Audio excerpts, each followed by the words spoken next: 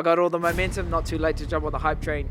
Like I said before, 2022, I want a rematch with Brandon Moreno. You know, if I think he will get past Figueroa in their title fight trilogy, and let's bring the UFC back to New Zealand. That sounds good to me. A rematch against Moreno for the flyweight world title. Let's get it done, Dana. Yeah, you said I was wrong. I thought they were going to go for that fourth fight, but Figueroa is injured, so now they're going to make an interim title fight. Figueroa won't be ready by the end of he won't be ready till the end of the year, so we're just going to move the division forward, and you're fighting the number one guy, Brandon Moreno. So for me, I feel like he's the champ anyway. I feel like he won that last fight, so you know, it's a great challenge for me. Someone that I've already been in the cage with, someone that he probably wants a fresh face, someone new, and yeah, now we've got a date set. So July 30th, Dallas, Texas. Get to go 5 rounds. Just confidence, knowing that, you know, he went on to win the title, and now we're scheduled to fight again for the title. Just shows that I'm in the right place, and yeah, I can't wait to get in there and mix it up. I know he's going to just do what I do, and that's the swing, and he wants to put on a fan favorite fight, especially being close to Mexico and Texas. He's going to be the hometown guy.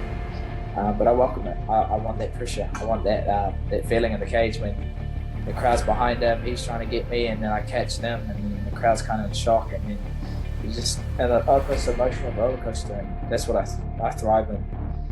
So let me tell you about the last 5 months of this young man's life. He beats a former world champion in Cody Garbrandt, who I believe will someday be into the Hall of Fame. This is all unless he stops a former world champion inside of 5 minutes. He then goes into a fight with the number 2 ranked guy in the world. Now, I don't know that I've ever agreed that Ashcroft should be the number 2 ranked guy in the world. I don't know that I personally agree what's going on at 125 pounds to just volley the ball back and forth between Figueiredo and Moreno. As great as those guys are, and I would never pretend otherwise, they've competed so damn many times, I think that Ashcroft should have been the number 1 contender. That's my own personal opinion. I don't get that. That's an opinion. Officially, he's ranked number 2, which comes back to Kai France. You get Kai France, who's young, who's handsome, who's extremely well-spoken, who's from the hottest gym in the world right now, City Kickboxing. Are you guys aware of this? Takes out the former world champion by stoppage, which in our sport is supposed to mean some different level of victory. Then he takes out the number 2 guy. Brandon Moreno, guys, this guy's a star. Am I telling you something that you already know? Because I didn't. I did not know that. I watched him beat Figueiredo. I watched that crowd come to its feet. I watched the story of the first ever Mexican-born UFC champion be told. I didn't think it was that great of a story. There's something there that's a historical reference and significance. I didn't think it was that big of a story. I was wrong. It is a massive story. So not only did I see that crowd, I'm sharing you something because I was there live, but what a focus group, right?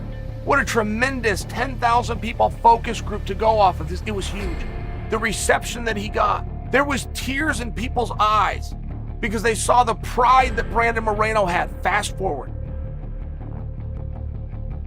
Yeah, that was a war. Now Moreno is calling out Kai Kara and Figgy's calling out Kai Kara. Even though they both have a fight? Even though but apparently they haven't signed it yet, so Figgy tweeted something about how who's the champ right now?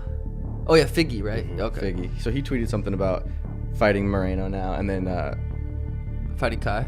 And then Moreno put something on Instagram about fighting Kai. I bet they both don't want to fight each other again. This will be a 4th time training for that motherfucker. Yeah. It's like I bet they don't want to fight each other again.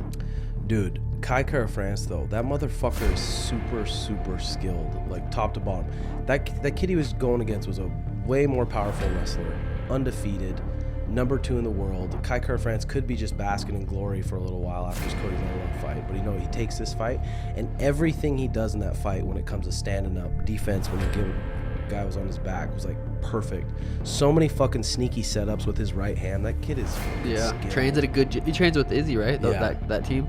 Yeah, good gym, good coaches, good fucking competitor. Him versus Brandon Moreno would be sick.